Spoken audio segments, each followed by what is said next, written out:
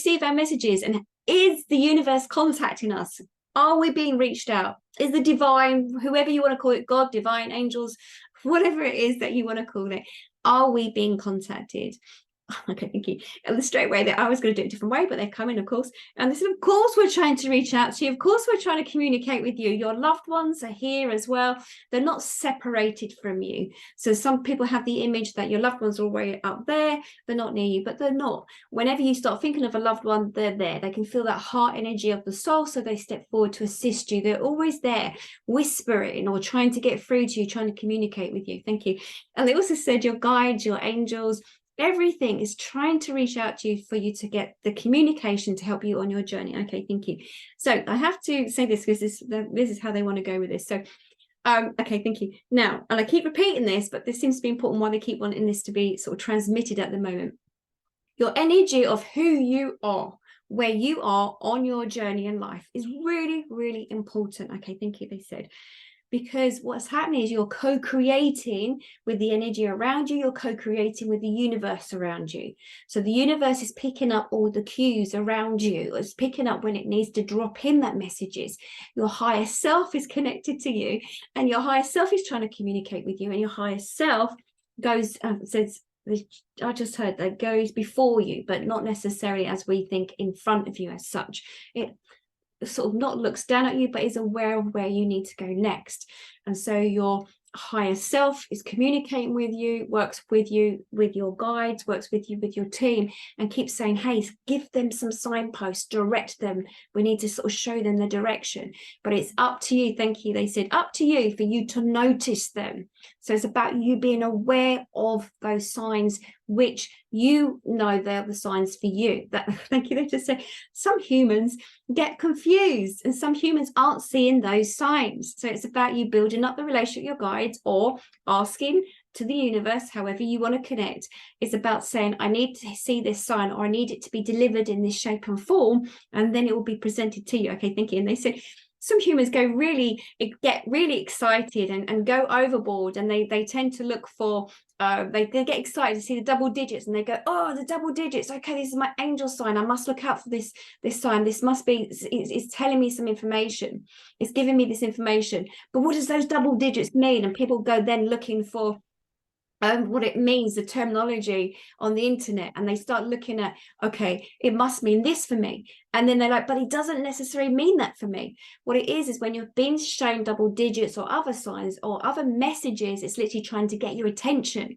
So it's about what you were thinking before that message came in. What is it that you were looking for the answer for? And then by showing you, flashing something come in front of your face, and you think, oh, that's a message that's grabbing your attention. So there's loads of ways where we've received messages, and we'll have a look at that in a moment. Okay, thank you.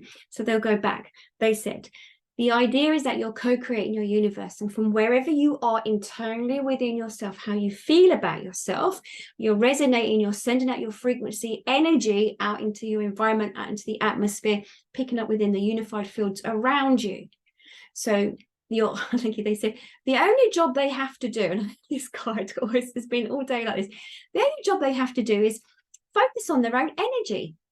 And it's about you keeping in check with where you are on your journey. No one else can do that for you.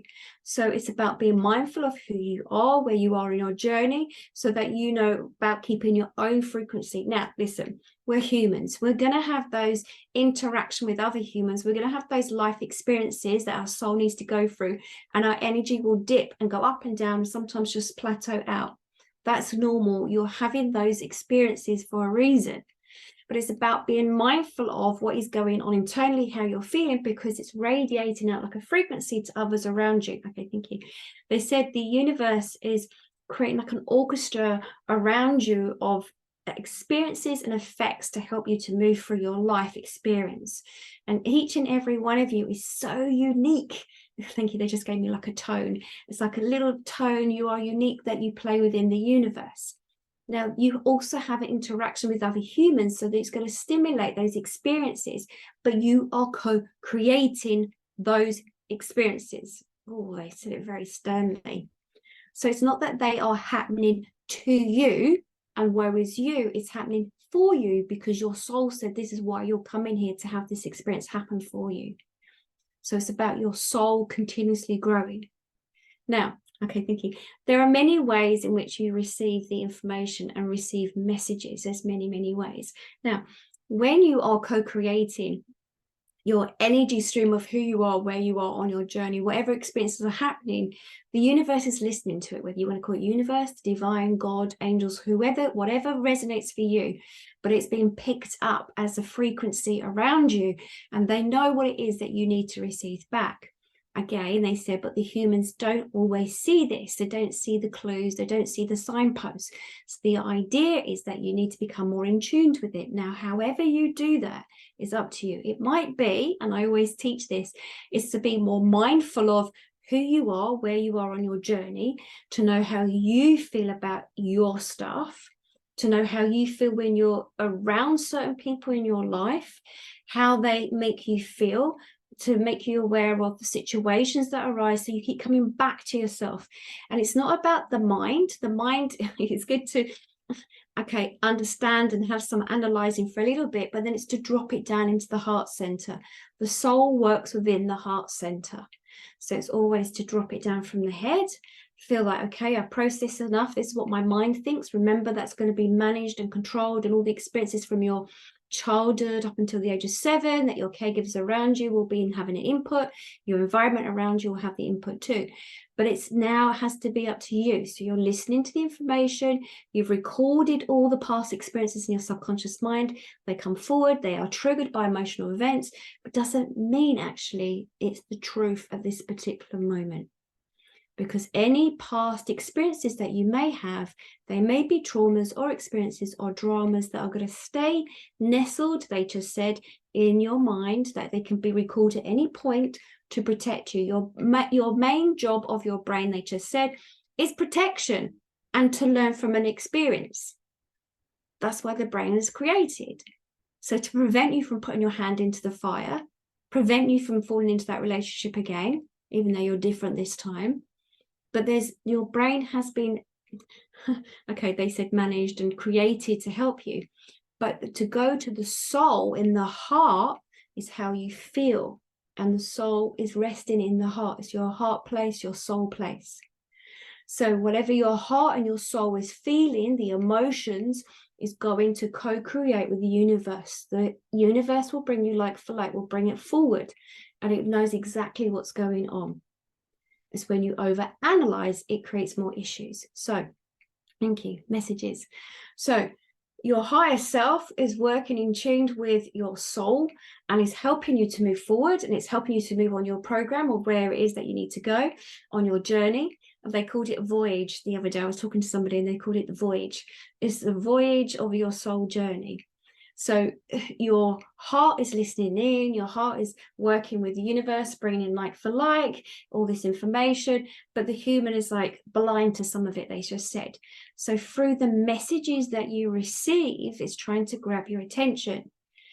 Your loved ones communicate with you too. And I'm doing this because loved ones are actually just here around in the ether around you. I always go there because they always approach me from that side of my body. Different people will receive loved ones or whatever from different sides of them. So they're trying to communicate with you, and they'll always pick up on your heart frequency. Working as a medium, I always tune into my heart, and I always want to connect my heart to the other person's heart and feel into their soul and their emotions. By doing that, it is a stronger connection. They come forward. So when you look at the photographs of someone that might have passed over or somebody that you love, you're going to get a message from them because they're just here by your side.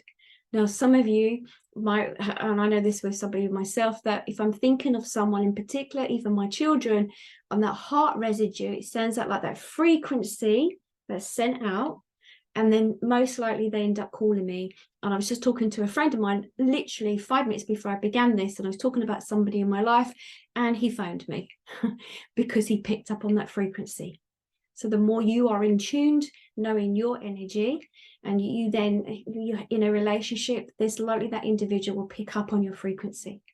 Or a friend, they'll hear that. They'll have that intuitive feeling and they'll go, oh, okay, I'm going to call that somebody because I'm thinking of them. because they're thinking of the images of them, but it creates the emotions around them. So you can see your brain is needed to create the images and the awareness of the experiences with them, which is great. That's a great job for the brain to do. But then it drops down into your heart center and emotionally that you're connected to them. So the messages, they said, again, the messages that you receive from the universe comes in all different shapes and sizes. Okay, thank you. Okay, there'll be moments that some of you might be, they just said, you might be thinking of somebody, they contact you, or there might be those moments that you reach out for guidance and you want some guidance in, do I take that job? Do I go into that relationship? Do I go down that pathway? Whatever it is, but they are listening to you. Now, I will always say to build up your spiritual team, whether that is that the belief in angels or the belief that you have guides, it's always, or God through prayer or whatever it is, that your religion or whatever it is, but by building up some sort of connection, by having that relationship. It has to be a relationship, and in relationships we know that it's communication. If you don't communicate with somebody, a partnership, then it ends. So by building up the relationship with whoever you resonate with, thank you, they've given me a couple of words then, that you resonate with, they can help you bring forward the information. So for me, I often talk to my guides, my team, through meditation, or even when I'm walking around my flat, if I can't find my keys, I go, oh, where did I put my keys? I'm like, can you help me? And straight away, they'll give me an image in my mind. I'm like, yep, I got it. Thank you. I know where it is. And by saying thank you to them, I'm building up that relationship, that communication with them, and they know to help me. If I'm out and about and I see double digits on my phone, or if I'm in my kitchen and I see it on the clock, on my oven, I'm like, oh, okay, thank you. I know that number means something for me. So for me, it might be 22222. Then I know it's trying to get my attention, or 1111. The other numbers don't really do it for me. It's my own numbers. The number 13 does it for me as well. For some people, it's unlucky for them, or they think it's unlucky for them. For me, number 13. So if I'm out somewhere and there's a chair and it's got number 13 on it, I'll sit in that chair. And it's always brought me luck, in the sense of, something's fallen or something's happened, or sitting next to a person, listening more into my intuitive side. Then I sit in the right place, or I go down the right street, I go down the right pathway, I buy the right ticket. So when I work intuitively, listening to my guides, or listening to what it is that I need to listen to, who from wherever, I find that helps me. So, okay, thank you. They said, okay, as a medium, when I've sat with clients and loved ones come forward, I have a lot of loved ones that step forward with feathers. So I have a feather here, because I was like, do I have a feather? And they just said, look on the floor. So I looked on the floor a moment ago, it dropped from my windowsill. So feathers might be another one. And then people might say, oh, but if there's a bird and it's got wings, of course there's going to be feathers around you. But does the feather land in front of you? Yes, if the feather's there and it's for you to get your attention, that feather was meant for you. A feather might mean something. It might be like, you might see it's from angels, or it might be that loved one that that passed over onto the other side, they said they'll step forward with feathers. It might be coins, it could be anything, but it's your connection to either your guides or your loved ones. It's about the sign that you ask for. So if you are not sure and you're like, oh, I don't know, then you tell them what it is that you need to receive. Say to them, I need to see a feather, or I need to see that bus, or I need to see that yellow car. Whatever it is, you ask, and they will then deliver it to you. Because it's about your voices being heard right now. It's not about them and you trying to make it work from. You can Google as much as you like about messages and what they mean, but it's about what your message is and how you receive it. And as I say, loved ones come forward on those messages too. Okay, let me have a little look, see if there's anything else. So the messages is, thank you, they said, is about you receiving it so that you know that you are connected, that it helps you. Okay, thank you. They said some of you get so excited when you receive a message. You're like, oh, I haven't been abandoned, or oh, it's so comforting, I know that they're there for me. That's why the messages are there, so that you don't feel that you're abandoned, that you're not alone. The veil is very thin now. It's becoming even thinner. So the contact that you're receiving, messages are becoming a lot easier to see as they step forward. So You are co-creating with the universe, they said. Your guides, your teams are around you. They are always there to help you to move onto your pathway, whether it's asking about that job, or it's asking whether to go at that individual, whether to move that location. There are messages everywhere. Okay, thank you.